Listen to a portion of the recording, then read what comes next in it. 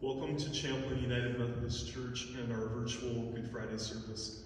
We're glad that you join us whenever you tune in as we continue this journey into Holy Week and into the promise of resurrection. We welcome you on this Good Friday.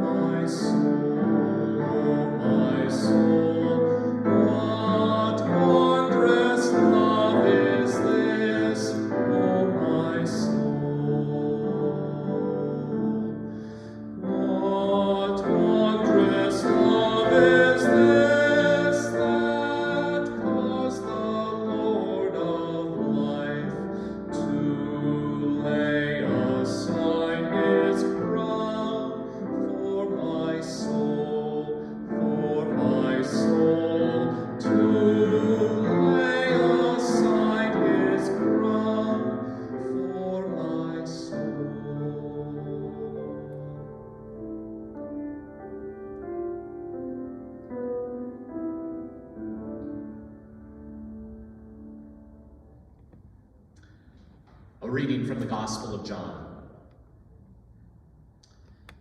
After Jesus had spoken these words, he went out with his disciples across the Kidron Valley to a place where there was a garden, which he and his disciples entered.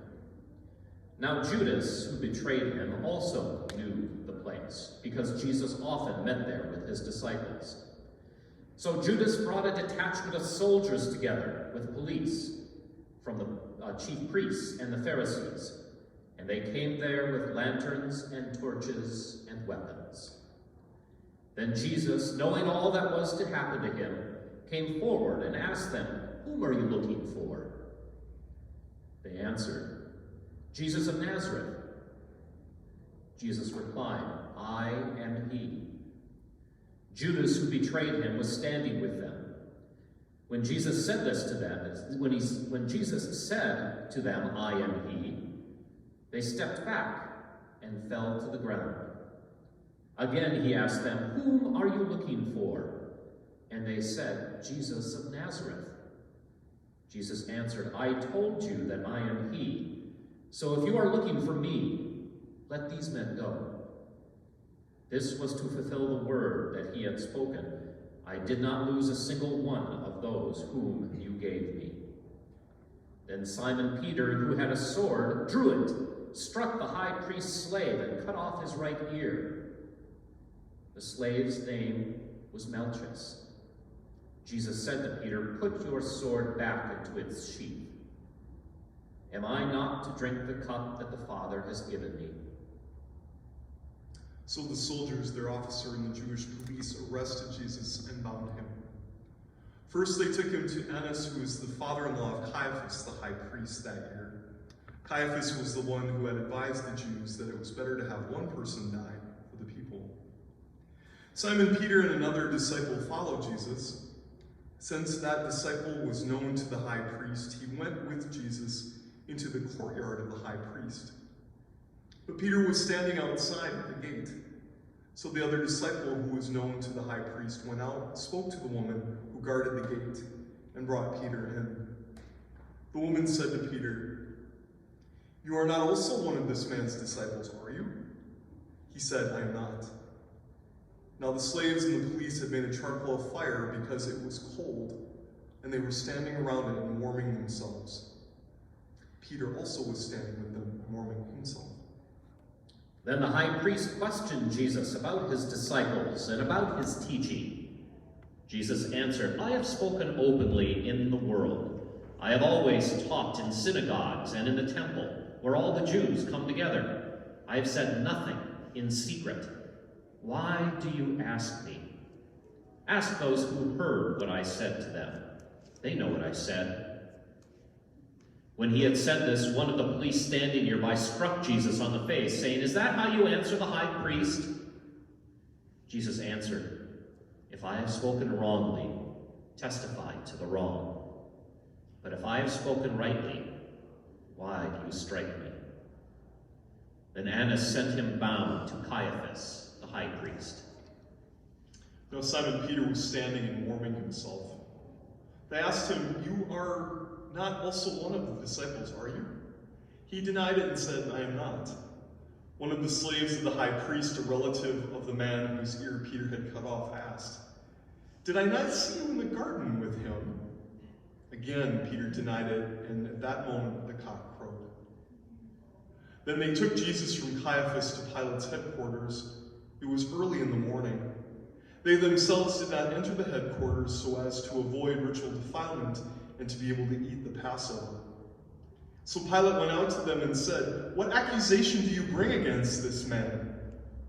They answered, If this man were not a criminal, we would not have handed him over to you. Pilate said to them, Take him yourselves and judge him according to your law. The Jews replied, We are not permitted to put anyone to death. This was to fulfill what Jesus had said when he indicated the kind of death he was to die. Then Pilate entered the headquarters again, summoned Jesus, and asked him, Are you the king of the Jews? Jesus answered, Do you ask this on your own, or did others tell you about me? Pilate replied, I'm not a Jew, am I? Your own nation and the chief priests have handed you over to me. What have you done?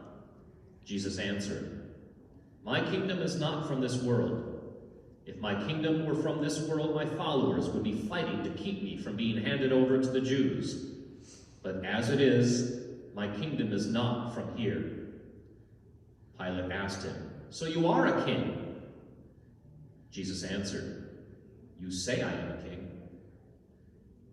For this I was born, and for this I came into the world, to testify to the truth. Everyone who belongs to the truth listens to my voice. Pilate asked him, What is truth? After he had said this, he went out to the Jews again and told them, I find no case against him. But you have a custom that I release someone for you at the Passover. Do you want me to release for you the king of the Jews? They shouted in reply, Not this man, but Barabbas. Now Barabbas was a bandit. Then Pilate took Jesus and had him flogged. And the soldiers wove a crown of thorns and put it on his head, and they dressed him in a purple robe. They kept coming up to him, saying, Hail, King of the Jews, and striking him on the face. Pilate went out again and said to them, Look, I am bringing him out to you to let you know that I find no case against him. So Jesus came out, wearing the crown of thorns and the purple robe. Pilate said to them, Here is the man. When the chief priests and the police saw him, they shouted, Crucify him! Crucify him! Pilate said to them, Take him yourselves and crucify him. I find no case against him. The Jews answered him, We have a law, and according to that law he ought to die, because he has claimed to be the Son of God. Now when Pilate heard this, he was more afraid than ever. He entered his headquarters again and asked Jesus, Where are you from? But Jesus gave him no answer. Pilate therefore said to him, Do you refuse to speak to me? Do you not know that I have the power to release you and the power to crucify you? Jesus answered him, "You would have no power over me unless it had been given you from above. Therefore, the one who handed me over to you is guilty of a greater sin." From then on, Pilate tried to release him, but the Jews cried out, "If you release this man, then you are no friend of the emperor. Everyone who claims to be a king sets himself against the emperor." When Pilate heard these words, he brought Jesus outside and sat on the judge's bench at a place called the Stone Pavement, or in Hebrew, Gabbatha. Now it was the day of preparation for the Passover, and it was about noon. He said to the Jews, "Here is your king." They cried out, "Away with him! Away with him! Crucify him!" Pilate asked them, "Shall I crucify your king?" The chief priests answered, "We have no king but the emperor." Then he handed him over to them to be crucified. So they took Jesus, and carrying the cross by himself, he went out to what is called the place of the skull, which in Hebrew is called Golgotha. There they crucified him, and with him 2 others, one on either side, with Jesus between them. Pilate also had an inscription written and put on the cross. It read, "Jesus of Nazareth, the King of the Jews." Many of the Jews read this inscription because the place where Jesus was crucified was near the city, and it was written in Hebrew, in Latin, and in Greek. Then the chief priests of the Jews said to Pilate, "Do not write the King of the Jews, but this man said, 'I am King of the Jews.'" Pilate answered, "What I have written, I have written."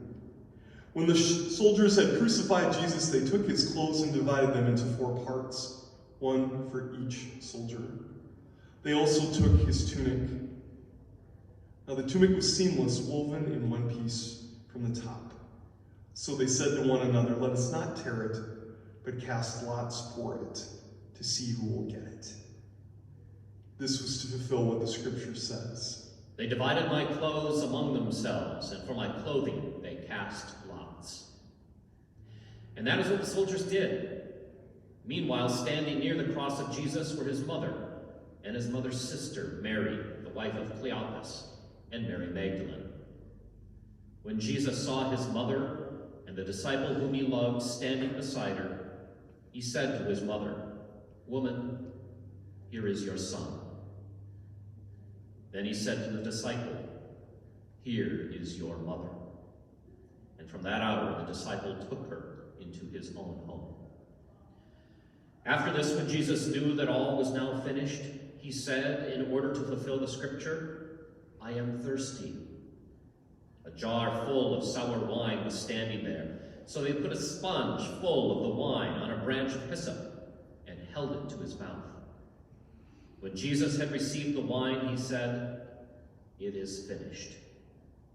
Then he bowed his head and gave up his spirit. Since it was the day of preparation, the Jews did not want the bodies left on the cross during the Sabbath, especially because that Sabbath was a day of great solemnity.